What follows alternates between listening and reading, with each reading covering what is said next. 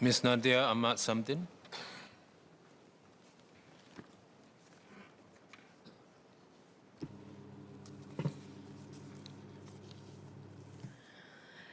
Thank you, Mr. Speaker, sir. I'd like to declare my interest as counsel and senior project leader of a social impact intermediary that works with various stakeholders, including the philanthropic sector.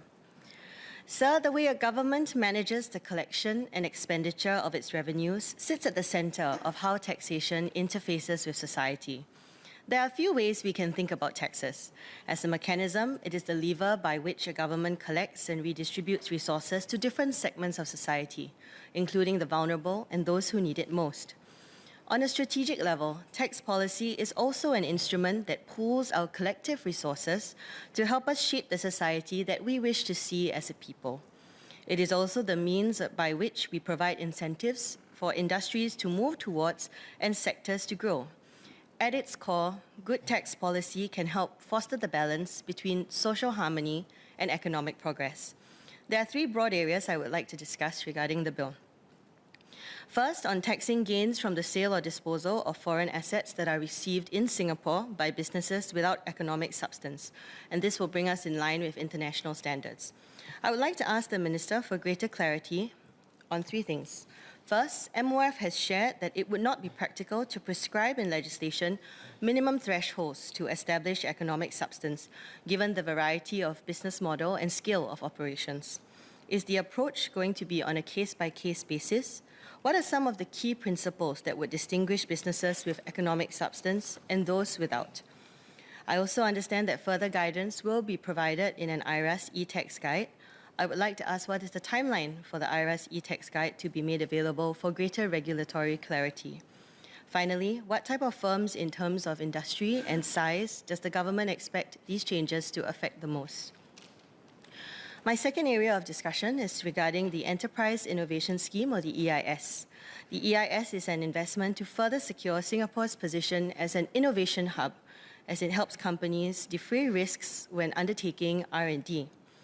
Due to the long incubation period for innovation and uncertainty, firms may think long and hard before committing upfront resources to innovation.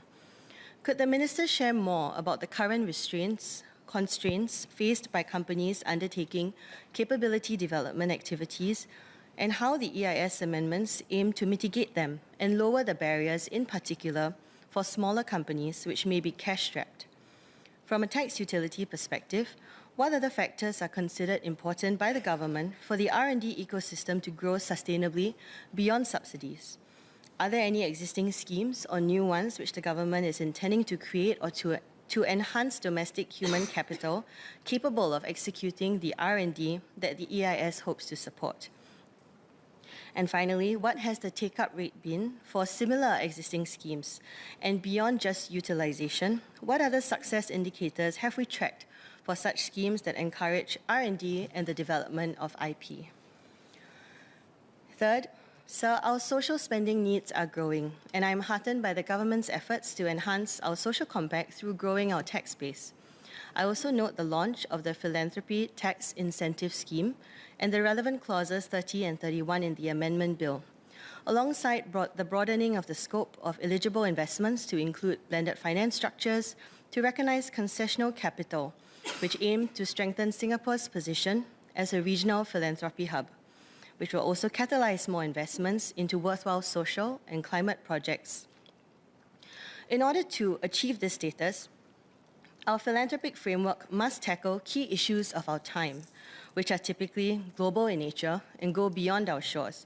For example, climate change, and also at greater scale. For example, wider populations in Southeast Asia and not just Singapore.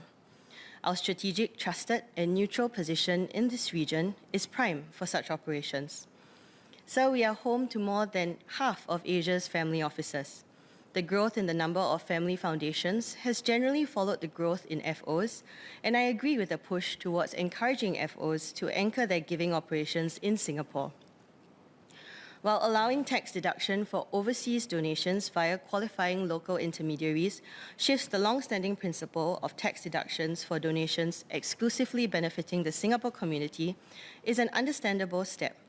I hope that we can put in further measures to proactively strengthen the nexus between family offices and our local charitable organizations to ensure that, firstly, overseas donations do not overshadow the proportion of domestic donations from these FOs. Secondly, that the domestic donations are given in a way that are meaningful, demonstrating an understanding of local organizations' needs and that of the clients that they serve.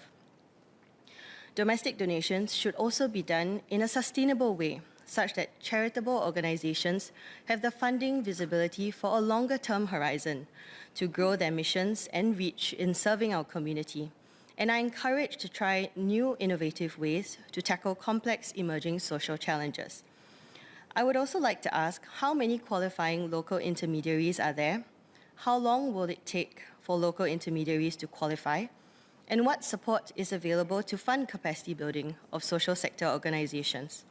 It would also be important to ensure that legislation such as fund regulations and charity laws remain clear and keep up with the times to enable the structuring of such new models. In Singapore, most will agree that our collective contributions should enable us to create a society which uplifts each and every citizen to thrive regardless of where we start in life. In Budget 2023, DPM Lawrence Wong reaffirmed his commitment to this ideal. However, in an inflationary environment with rising costs of living, many feel the pinch and the execution of increasing taxes when it comes to real life and how we should go about raising funds to pay for increased support is often less straightforward. In conversations, many often point to free healthcare and education systems in some other parts of the world. But less spoken of is the higher tax rates that come with it, government debt, or the culture which has been developed in these jurisdictions over time, where each individual also sees it as his or her responsibility to invest in their own society, not just businesses as corporate citizens, but everyday people too. While we talk about the amendments in this bill, I'd like to take a moment to encourage discourse on attitudes towards taxation while staying away from bogeyman tactics. As we renew our social compact as part of the Forward SG efforts, we need to have more conversations to build consensus on questions that are fundamental to how we tax different segments and distribute resources equitably. To do so, we should do two things. First, aim for greater and more accessible discourse around tax that makes it relevant to the everyday person. And second, we should aim to clearly communicate the benefits and trade-offs of changes to tax policy to ensure that Singaporeans better understand how these changes affect our shared future. So I support the bill.